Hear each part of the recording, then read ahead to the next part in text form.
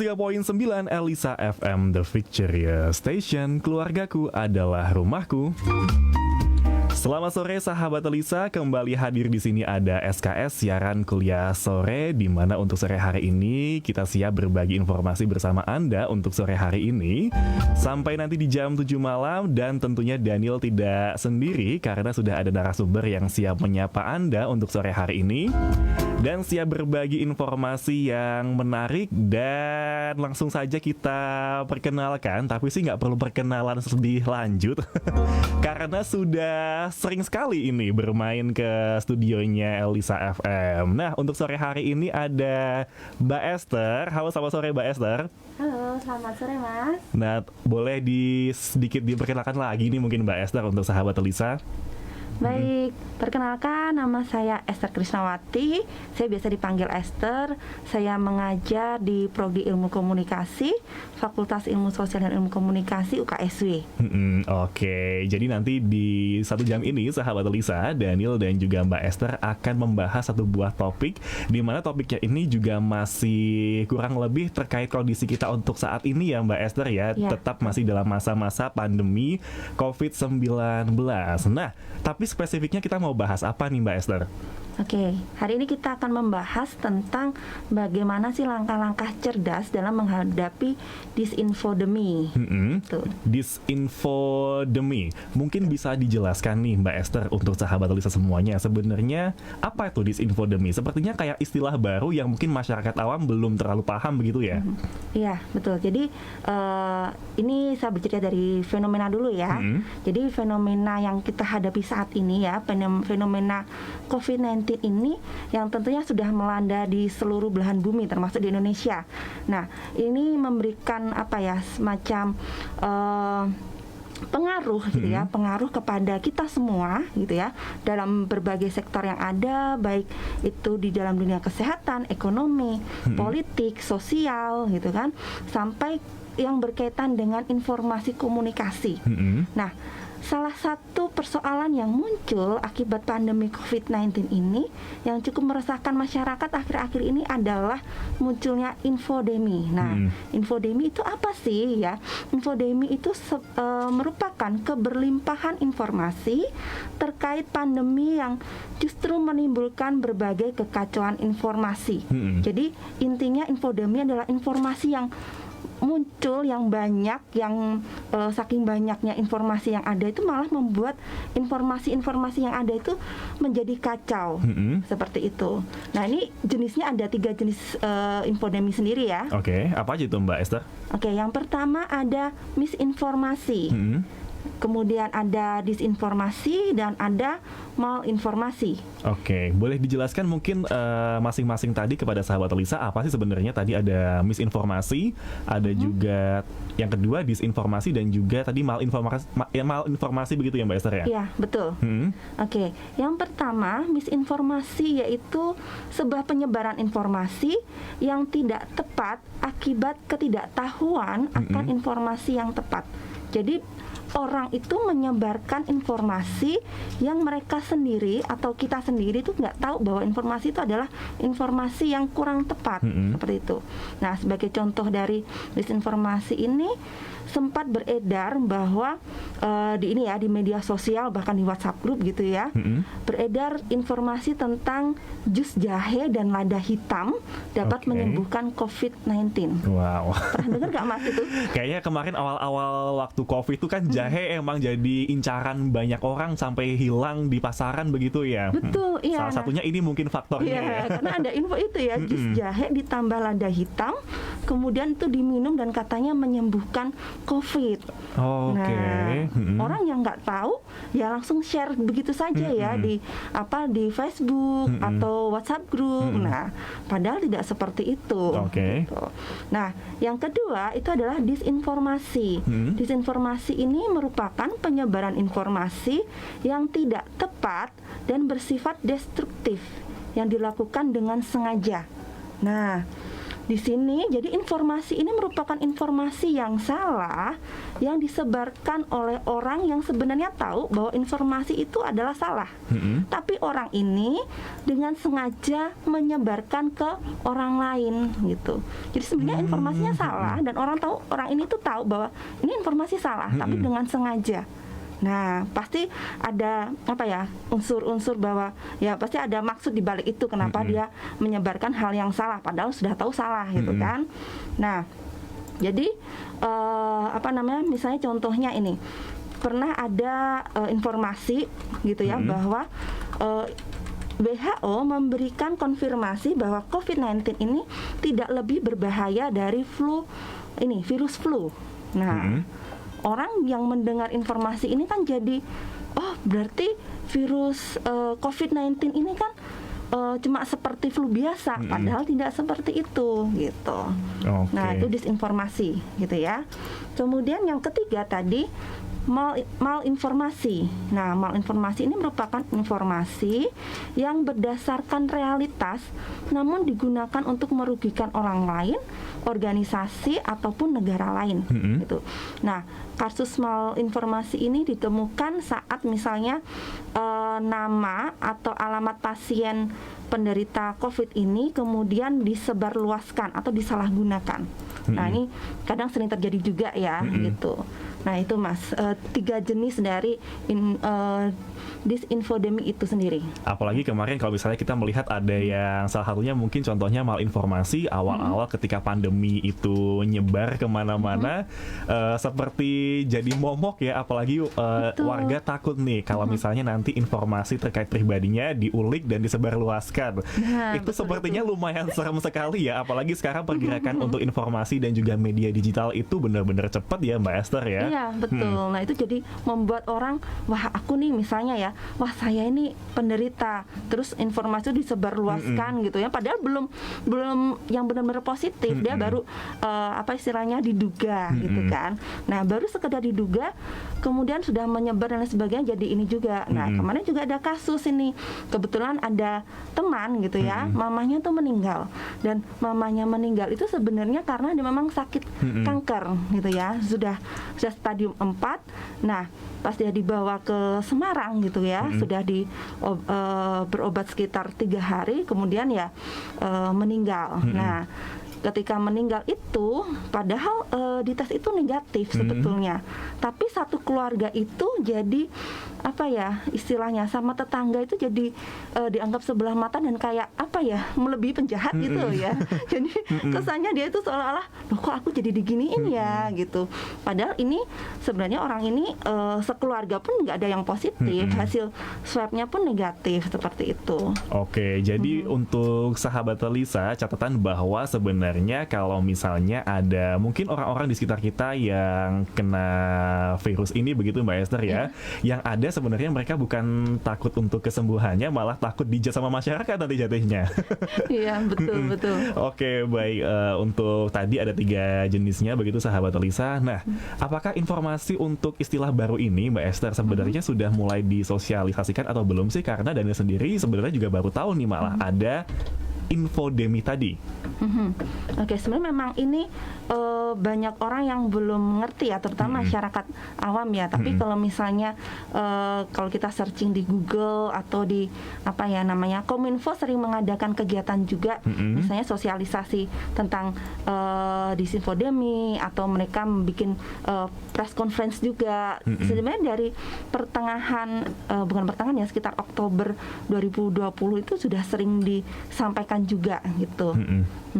Oke, jadi harapannya juga untuk sore hari ini di mana untuk sahabat Lisa yang sedang menyimak bisa memahami ya istilah baru ini, apalagi memang selama pandemi COVID-19 ini mulai banyak istilah-istilah baru yang muncul, kadang warga pun kurang paham begitu ya. Awal-awal dulu ada yang namanya OTG, ada yang namanya ODP dan lain sebagainya, dan warga kurang memahami betul sebenarnya maknanya apa begitu ya Mbak Esther ya. Nah, seberapa urgent sih sampai ketika istilah ini kemudian dimunculkan, dan alasan utamanya sebenarnya kenapa nih Mbak Esther? Jadi ini penting disampaikan gitu ya. Ini kan dalam rangka kita literasi media sosial terutama ya. Karena apa? Karena saat ini dengan pandemi ini masyarakat itu selalu berkutatnya dengan yang namanya media sosial. Kita hampir tidak bisa lepas dengan media sosial, dengan internet. Karena misalnya kita bekerja WFH, kita pasti menggunakan internet gitu ya. Belajar, siswa ataupun mahasiswa belajar pasti menggunakan internet. Bahkan mencari bahan-bahan referensi tugas itu juga dari internet. Nah, bahkan tidak hanya itu, mungkin sekarang ibu-ibu rumah tangga pun juga sekarang sudah suka berseluncur di internet gitu ya, karena mereka mencari informasi untuk misalnya membuka usaha dan lain sebagainya. Nah, ini diberikan kepada masyarakat supaya masyarakat itu tahu bahwa kita harus berhati-hati di dalam menggunakan media sosial kita gitu ya. Nah, jika kita mengabaikan terkait dengan disinfodemi ini ya, nah mengapa ini berakibat fatal? Sebab dalam disinfodemi ini bisa menempatkan nyawa seseorang itu dalam bahaya, gitu ya. Kalau kita menyebarluaskan berita yang tidak benar, yang rugi sebenarnya tidak hanya kita sendiri, tapi orang-orang sekitar kita. Contohnya seperti tadi ya, disinformasi tentang bahwa COVID itu tidak lebih berbahaya dari virus flu. Nah, orang kalau tahu itu dan mereka yakin dan percaya, maka mereka bisa seenaknya sendiri. Wah, COVID itu enteng kok, cuma kayak flu biasa. Maka orang akan tidak melakukan protokol kesehatan lagi. Mereka nggak mau nih pakai masker gitu ya. Padahal cuma misalnya di satu ruangan cuma 2 orang, ngapain saya pakai masker gitu. Paling cuma flu aja nanti. Padahal nggak seperti itu.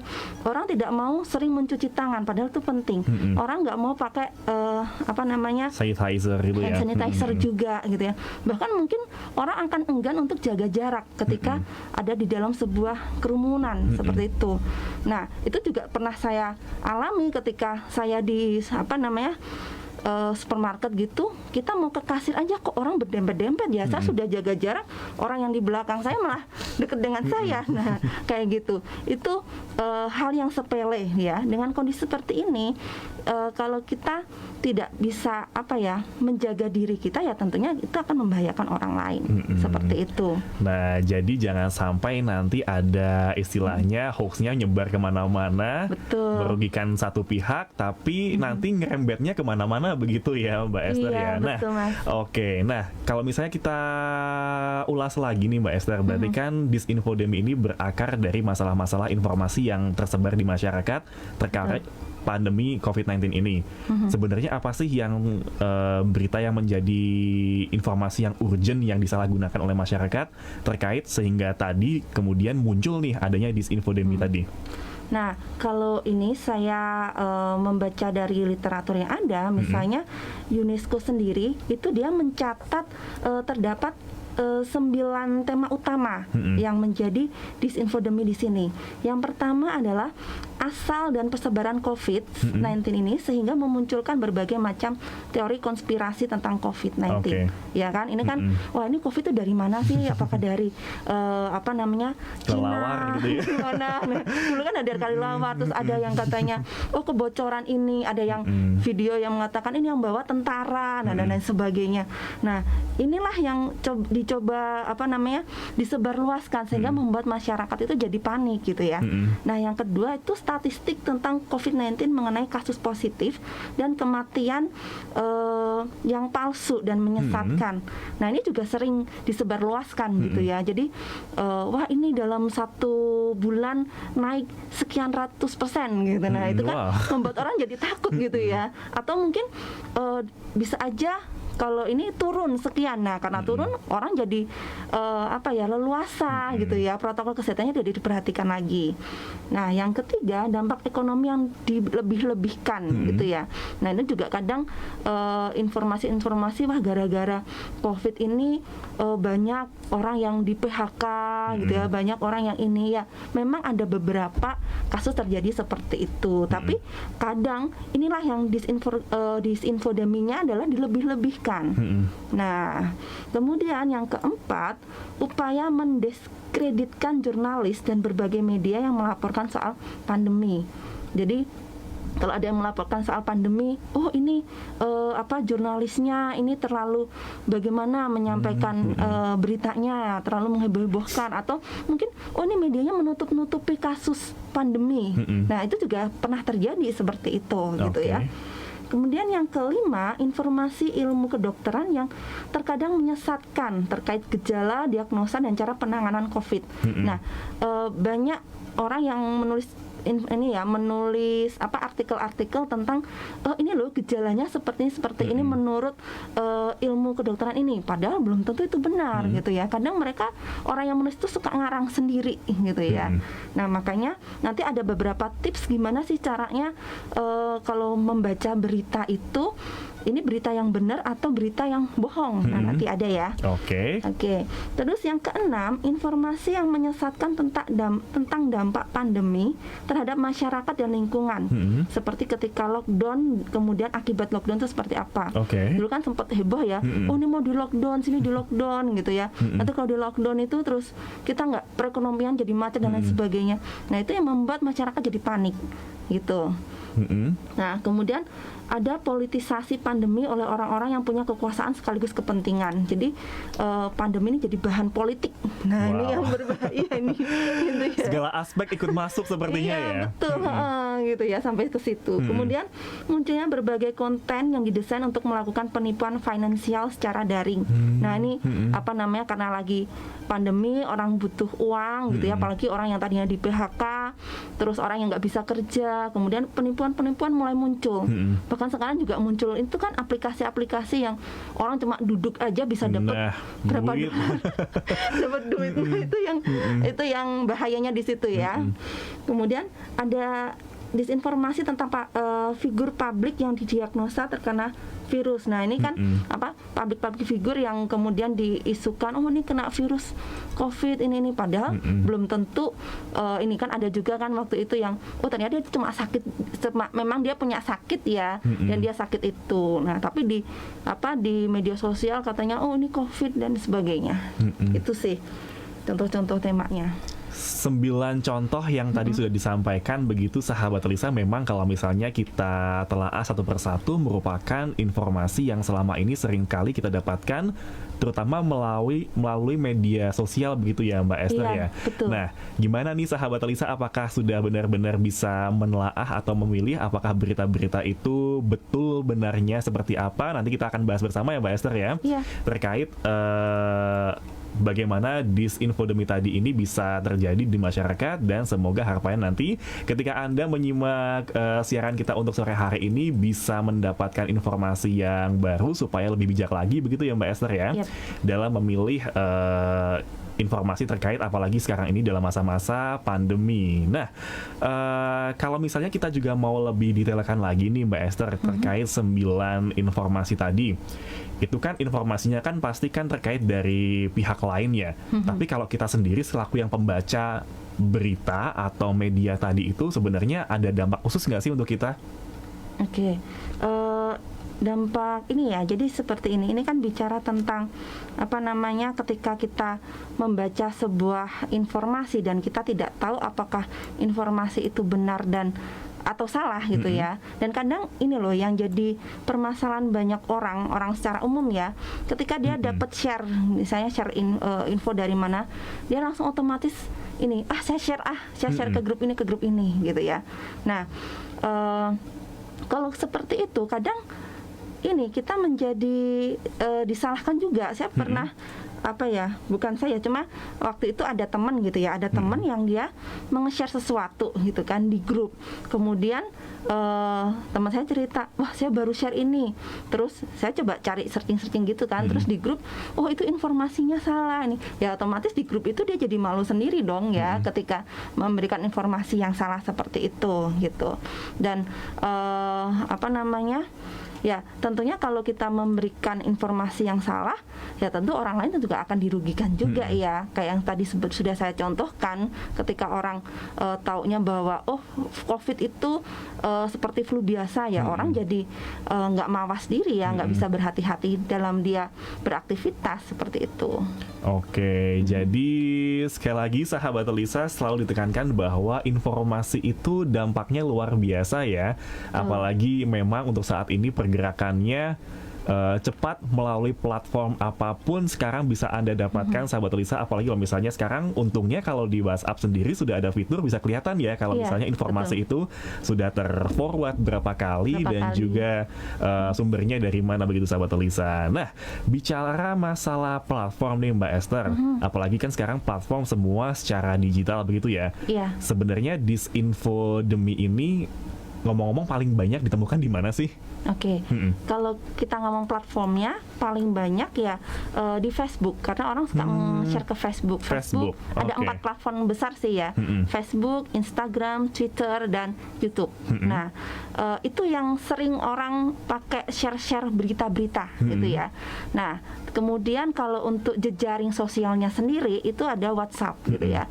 Di WhatsApp orang berita apa, artikel-artikel yang pendek-pendek itu yang mereka share. Seperti itu. Itu sih kalau Line sendiri jarang orang pakai Line ya. Biasanya Line itu lebih banyak ke mahasiswa, anak muda gitu ya. Tapi anak muda pun tetap larinya ke ini ya, ke WhatsApp gitu. Oke, jadi untuk para user Facebook, nah sekarang harus benar-benar lebih hati-hati ya. Kalau Mbak Esther sendiri gimana pengalamannya selama ini menemukan disinformasi, terutama di beberapa platform tadi Mbak Esther? Iya, saya kalau misalnya di ini ya, di Facebook gitu ya, saya kadang melihat ada teman yang share di Facebook kan otomatis muncul di home saya juga kan. Nah saya bilang, waduh ini infonya masih simpang siur, apalagi beritanya dari dari portal yang nggak jelas gitu ya. Nah kalau kayak gitu ya sudah saya nggak akan ikut meng-share juga gitu kan. Nah termasuk misalnya kalau suami saya kan juga suka nge-share berita gitu. Saya sudah bilang ya kita sendiri tahu bahwa cara kalau mau share berita ya harus gini ada aturannya lah misalnya. Nanti next di ini nanti akan ada.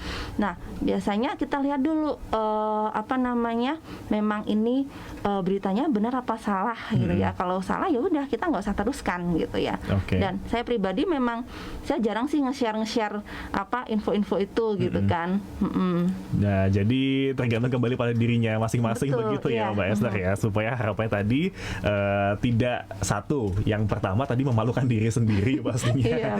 Kedua tidak merugikan orang-orang yang ada di sekitar kita begitu sahabat Elisa. Nah kalau sekarang kita bicara masalah media nih Mbak Esther, terutama sekarang kan sepertinya yang lebih dominan kan media digital begitu ya. Kenapa sih kok justru sekarang malah informasi, terutama dalam hal ini adalah disinfodemi ini banyaknya bersarang dalam tanda kutip di media-media digital begitu ya? Oke. Ini jadi ada sebuah riset yang pernah dilakukan oleh seorang akademisi ya dari Northwestern University di Amerika ini. Dia mengatakan bahwa yang pertama, manusia itu mempunyai sebuah insting untuk ingin tahu, selalu ingin tahu gitu ya.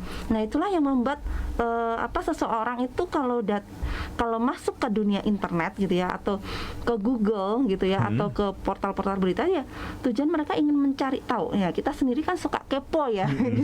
Kepo, kita ingin tahu sesuatu hal. Nah rasa penasaran sekaligus apalagi sekarang ini kan orang cemas ya dengan adanya pandemi ini ya. Wah kok kayak gini ya, aku mau cari berita dari dari internet gitu ya. Nah kecenderungan orang menerima informasi tentang COVID-19 inilah yang dianggap menarik dan penting gitu ya. Nah penerimaan ini sering mengakibatkan proses kita untuk berpikir kritis. Artinya kita kadang asal comot gitu aja. Nah kayaknya menarik nih, saya comot gitu kan. Nah itu yang pertama. Yang kedua, perkembangan teknologi informasi dalam berbagai bentuk ini ya, gawai ya, dalam genggaman tangan itulah yang membuat kita itu lebih mudah mengirim pesan gitu ya. Kita dimudahkan dengan adanya gawai. Apalagi handphone smartphone saat ini kan sudah canggih ya. Nah jadi tinggal biasanya kalau portal-portal berita itu kan ada di bawahnya share to WhatsApp nah itu memudahkan gitu. Kalau dulu kan enggak gitu kan, kita harus copy link URL-nya dulu ke mana, ke WhatsApp. Sekarang enggak, tinggal klik share to WhatsApp, nanti langsung ke share. Nah kemudahan itu. Kemudian termasuk kemudahan mengakses informasi di media sosial. Nah, kita mudah sekali untuk bisa mendapatkan berbagai informasi di media sosial. Nah, karena itulah orang kadang cenderung lupa untuk melakukan verifikasi, analisis, kemudian mengevaluasi informasi seputar COVID. Jadi karena kita mudah mendapatkan informasi itu, kadang kita melupakan verifikasi. Nah itu yang harus penting di sini. Kalau kita mendapatkan sebuah berita atau kita membaca sebuah berita, harusnya yang kita lakukan adalah memverifikasi dulu, gitu ya. Penulis berita ini siapa sih, gitu ya? Yang menulis siapa? Kalau misalnya menulis dokter, kita bisa searching dulu. Seingat saya tuh kita bisa mencari tahu kok ada semacam website. Kalau kita memasukkan nama dokter itu nanti akan muncul bahkan identitas sampai dia mendapat gelar sebagai dokter itu kapan gitu ya.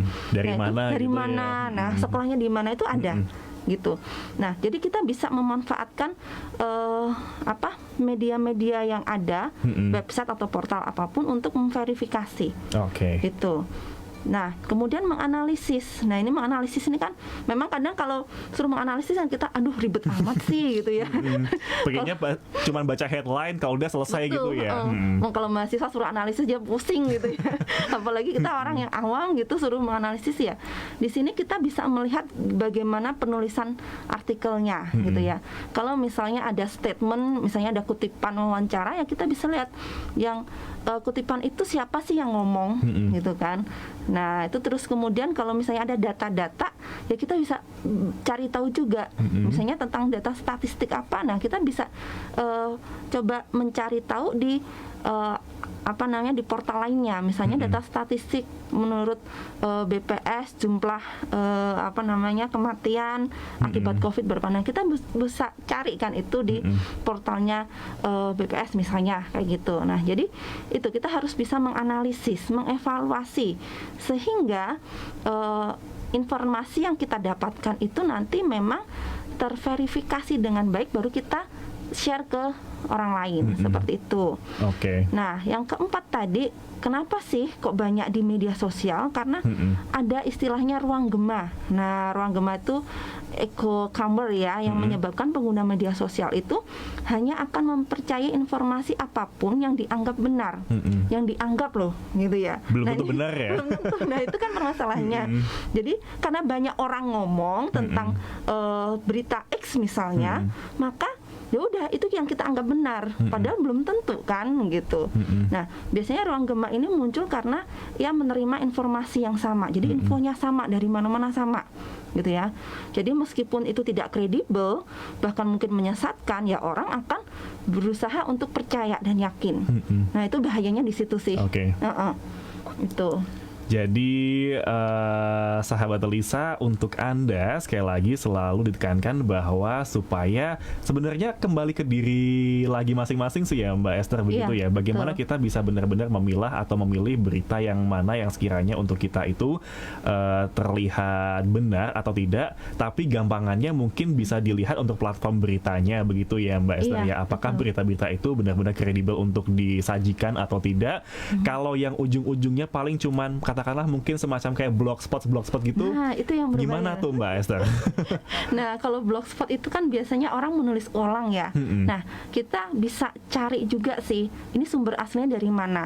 Jadi misalnya kalau paling mudah ya kalau di handphone dan di laptop bisa juga ya. Misalnya kita tinggal di blog aja tulisannya atau kata-kata kuncinya, kita cari di Google nanti akan muncul.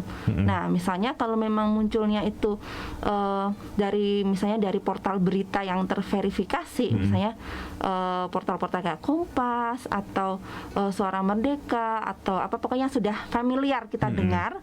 Nah mungkin itu sudah memang beritanya seperti itu. Tapi kalau misalnya ada portal XY yang ini portal apa ya, saya nggak pernah dengar ini ya. Nah itu yang jadi tanda tanya gitu ya. Nah seperti itu. Jadi memang kita harus cerdas sih di sini sebagai seorang netizen, kita harus cerdasnya di situ gitu ya, nggak asal comot-comot gitu. Apalagi nih biasanya yang hobi cuman baca headline kemudian langsung asal main share aja nih. Aduh kayaknya tangannya harus dikasih sesuatu biar nggak asal main pencet begitu ya Mbak Esther Iya, ya. betul. Oke, nah sahabat Elisa, untuk Anda yang memiliki pertanyaan bisa Anda sampaikan di sini melalui WhatsApp-nya di 081576026662 atau telepon melalui 0298315155 juga dipersilakan. Untuk Anda yang mau bergabung melalui Facebook-nya, karena kita juga untuk sore hari ini sedang live di Radio Elisa 103.9 FM Salatiga. Nah, kembali lagi nih Mbak Esther, kita masalah untuk disinfodemi ini tadi. Sebenarnya dampak atau efek krusialnya apa sih kalau misalnya kita terbawa arus dari disinfodemi tadi? Oke. Jadi disinfodemi ini yang beredar di masyarakat ya, itu pastinya akan menentukan, akan memberikan akibat atau kerugian gitu ya. Sebagai contohnya seperti ini, timbul pemahaman masyarakat yang tidak tepat tentang situasi dan prosedur medis terkait COVID misalnya, gitu ya. Jadi kalau misalnya saya habis bepergian dari mana, kemudian apa yang harus saya lakukan? Orang kan nggak ngerti bahwa oh langkah-langkahnya harus seperti ini loh. Atau misalnya oh saya mau swab atau saya mau tes apa gitu ya. Itu gimana gitu kan? Kadang orang oh langsung rumah sakit atau langsung apa. Padahal kan ada prosedur-prosedurnya gitu ya. Termasuk misalnya ini yang kadang orang juga nggak ngerti, misalnya ada korban yang meninggal dunia. Nah itu kan ada protokol-protokolnya. Kadang ada orang yang menganggap bahwa harusnya nggak seperti itu. Saya pengennya masih masih apa namanya, masih disemayamkan dulu di rumah, masih apa gitu. Padahal kan harusnya ada tindakan cepat gitu kan. Nah ketika orang misalnya dia oke, saya habis pergian, saya harus isolasi diri mandiri selama 14 hari, terus saya mau ngapain? Nah kadang orang nggak ngerti apa namanya prosedur-prosedur yang harus dia lakukan ketika dia terindikasi gitu ya, ataupun ketika dia tidak terindikasi sama sekali gitu. Nah termasuk apa namanya, sekarang kan sudah 5M itu ya untuk ini. Nah kadang orang juga nggak ngerti gitu. Apa itu 5M tadi ya? Gitu ya. Kenapa kok harus pakai masker? Kenapa harus cuci tangan terus gitu ya? Nah itu kadang juga orang, kalau saya lihat misalnya orang datang ke supermarket padahal ya dia pakai masker, padahal sudah ada tempat untuk cuci tangan, tapi orang asal masuk begitu aja gitu ya. Mereka tidak mempedulikan protokol itu. Kayak tadi yang saya bilang, saya lagi antri di kasir gitu ya, sudah dikasih tanda juga kan di lantai bahwa jaraknya sekian, ada tulisan juga, tapi kok masih ada orang yang mau coba nempel-nempel gitu ya di belakang ya. Nah ini yang yang masyarakat tuh banyak yang tidak tahu gitu ya. Itu salah satu kerugiannya gitu. Jadi disinfodemi ini juga memunculkan stigma juga, misalnya stigma tentang rumah sakit, stigma tentang tenaga kesehatan. Nah ini kan yang dulu di awal-awal COVID muncul kan, kalau lihat suster atau lihat dokter itu parno, orang langsung parno gitu ya gitu.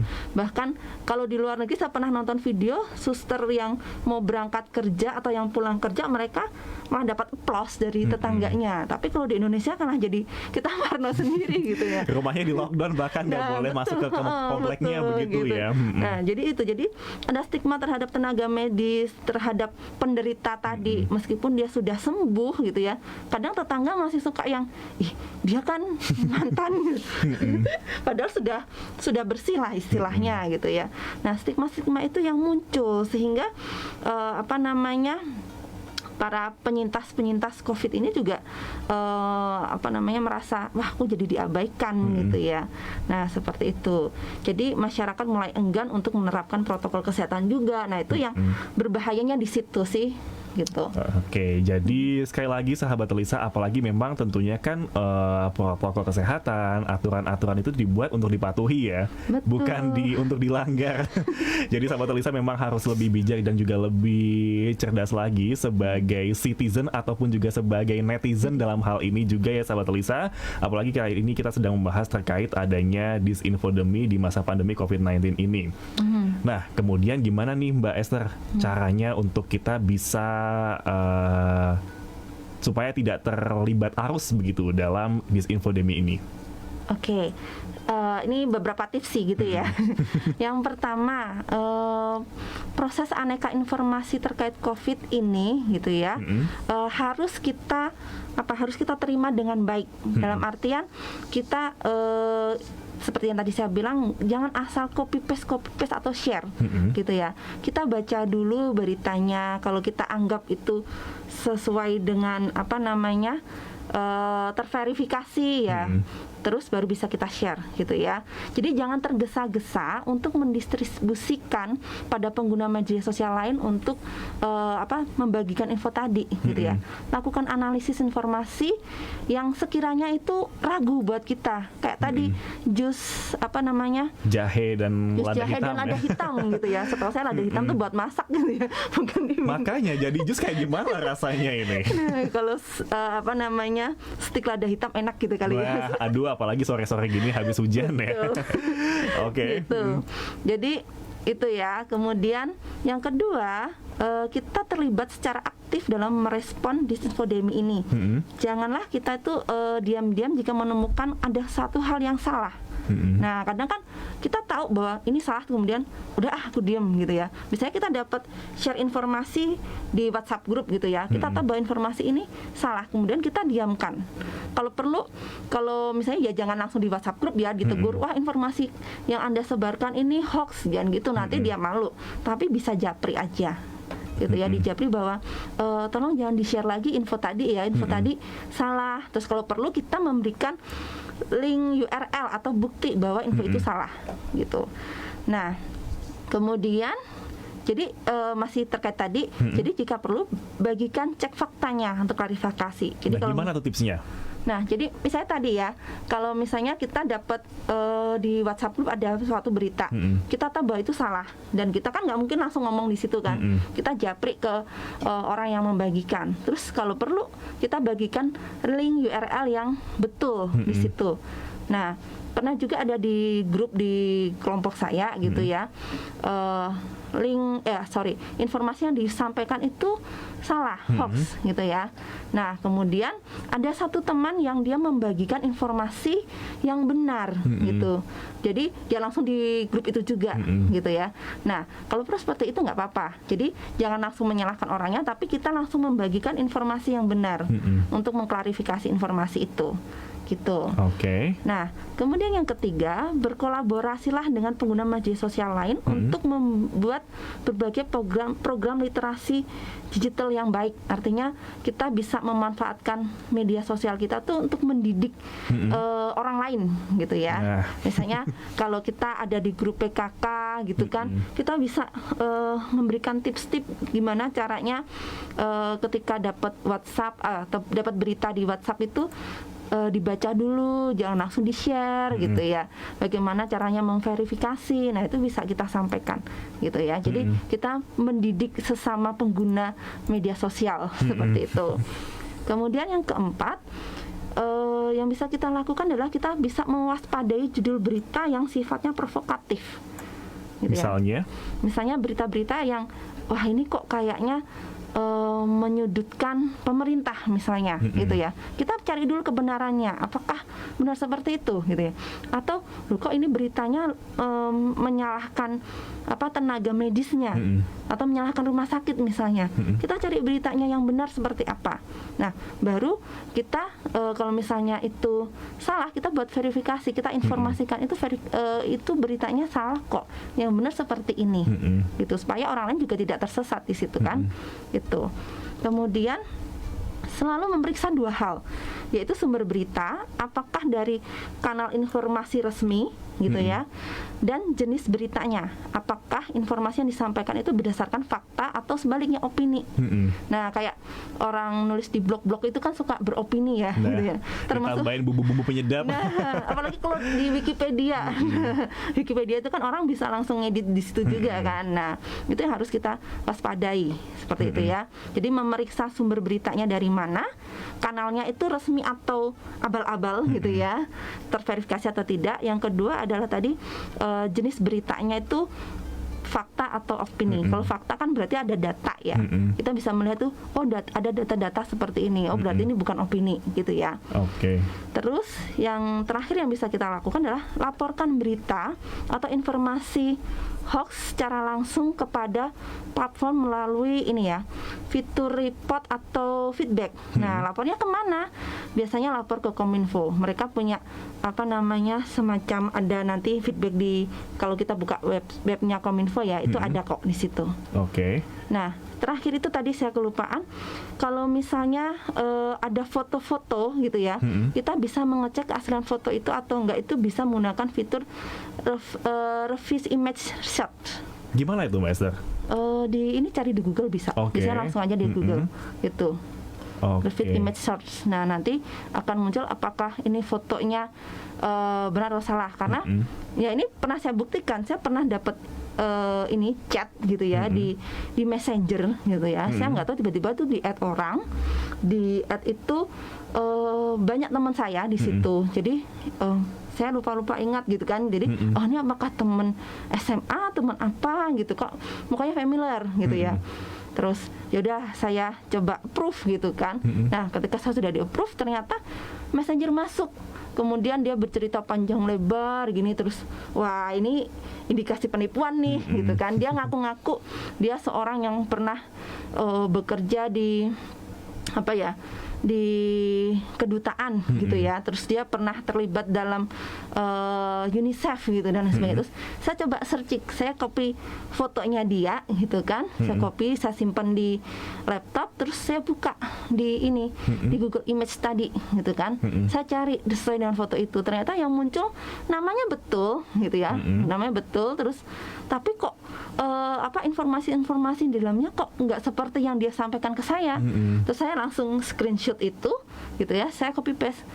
Terus saya coba tanya ke dia, oh Anda pernah bekerja di sini ya, alamat rumah Anda ini kan, di situ ada alamat tinggalnya di mana gitu. Terus orang itu langsung memblok saya. Gitu.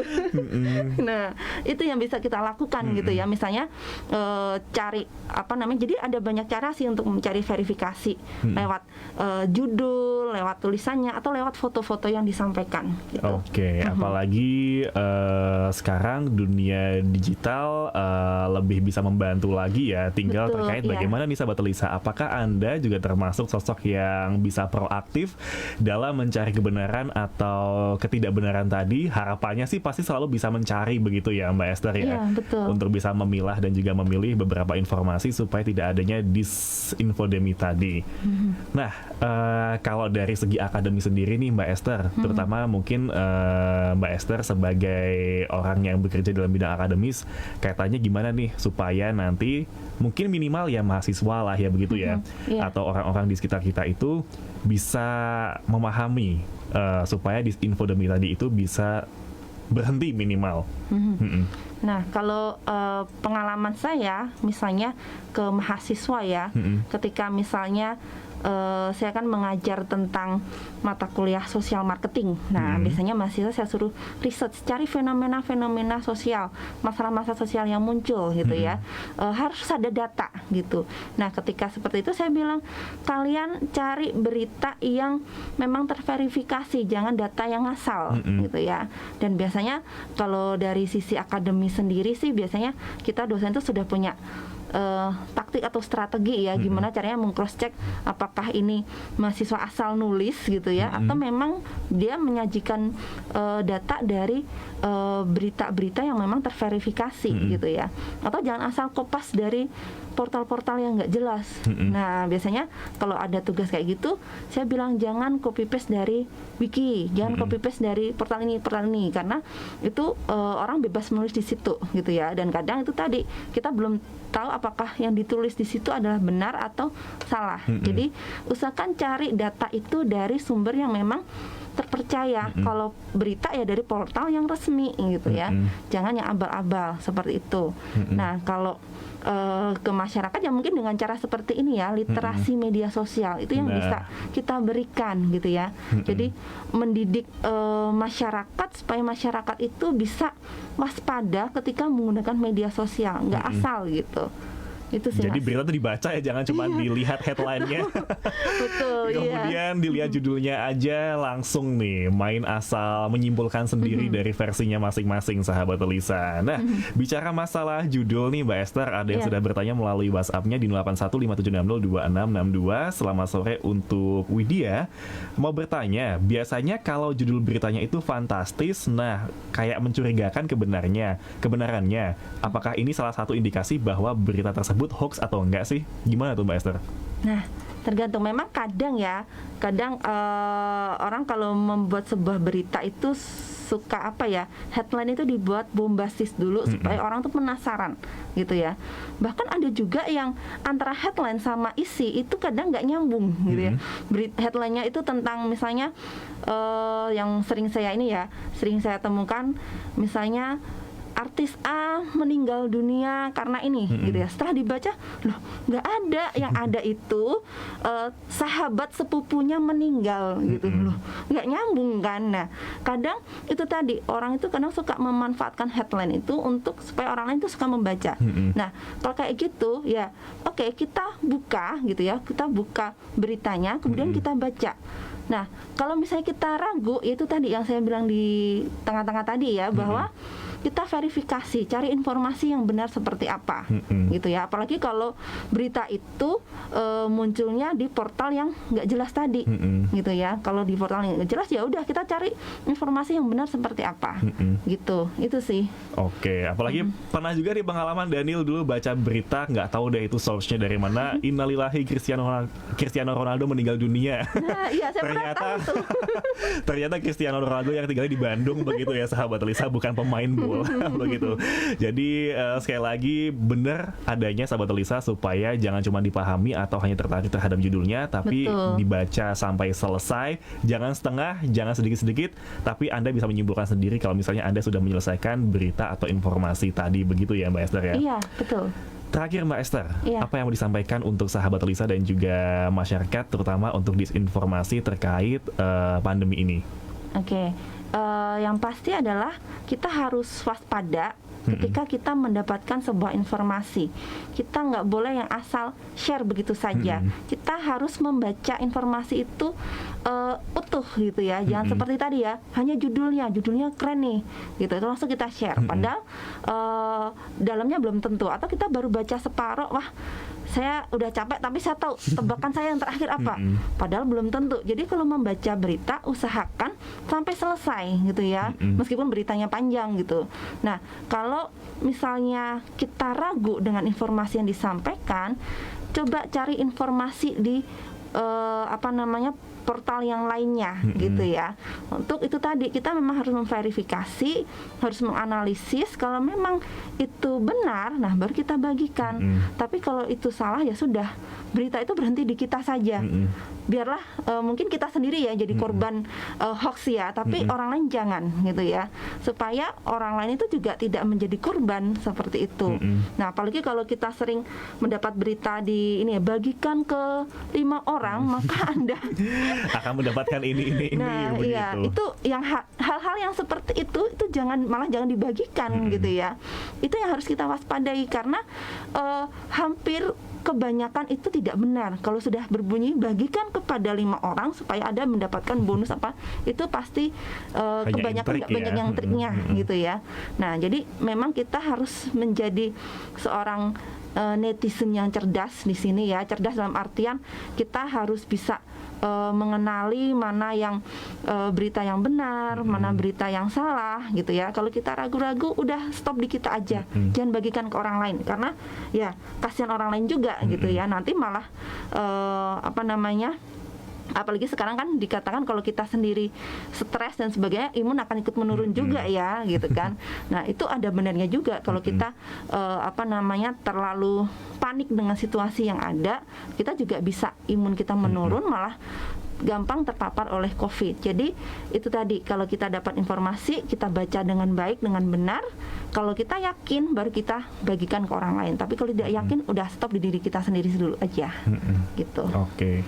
Jangan sampai masa-masa pandemi COVID-19 ini semakin diperkeruh dengan orang-orang yang tidak bertanggung jawab. Betul. Yang mencari keuntungannya sendiri tapi dengan merugikan orang lain ya sahabat Lisa. Apalagi untuk orang-orang yang sekiranya mungkin kurang aware terhadap bagaimana pemilihan atau membagikan informasi yang beredar luas di luar sana.